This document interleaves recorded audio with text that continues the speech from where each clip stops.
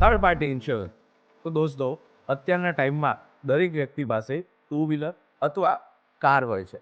અને તમે જોશો ને તો ગાડીનો ઇન્સ્યોરન્સ તો બધા કરાવે છે, પણ જ્યારે ટુ વ્હીલરની આપણે વાત કરીએ ને તો મોસ્ટ ઓફ ધ કેસીસમાં લોકો પાસે ઇન્સ્યોરન્સ હોતો નથી.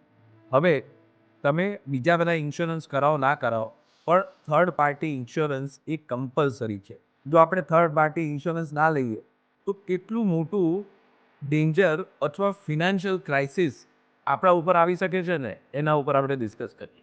હવે એક એક્ઝામ્પલ હું તમને સમજાવું કે ધારો કે કોઈ વ્યક્તિ છે, 35 વર્ષનો છે, અને રસ્તા ઉપર જાય અને કોઈ વ્યક્તિ અને એના ટુ વ્હીલરથી એક્સિડન્ટ કરે છે અને સમહાવ એ વ્યક્તિની ડેથ થાય છે. જો એ વ્યક્તિના ફેમિલીવાળા એ પર્ટિક્યુલર વ્યક્તિ ઉપર કેસ કરે છે કે જેને એ વ્યક્તિ સાથે એક્સિડન્ટ કર્યું છે, તો એ વખતે એની હ્યુમન લાઈફ વેલ્યુનું કેલ્ક્યુલેશન કરવામાં આવે છે. અને એ વેલ્યુ પ્રમાણે જે વ્યક્તિએ એનું એક્સિડન્ટ કર્યું છે એને પૈસા એ પર્ટિક્યુલર વ્યક્તિની ફેમિલીને આપવા પડશે. હવે HLV શું છે?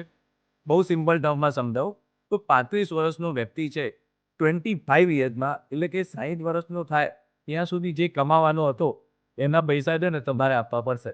હવે ફોર એન એક્ઝામ્પલ, એ વ્યક્તિની ઇન્કમ વર્ષે 10 લાખ રૂપિયા હતી, તો તમે વિચારો એ જે વ્યક્તિ છે એની તમે હ્યુમન લાઈફ વેલ્યુ કરવા જશો ને તો ઓલમોસ્ટ 2 કરોડ રૂપિયા થાય.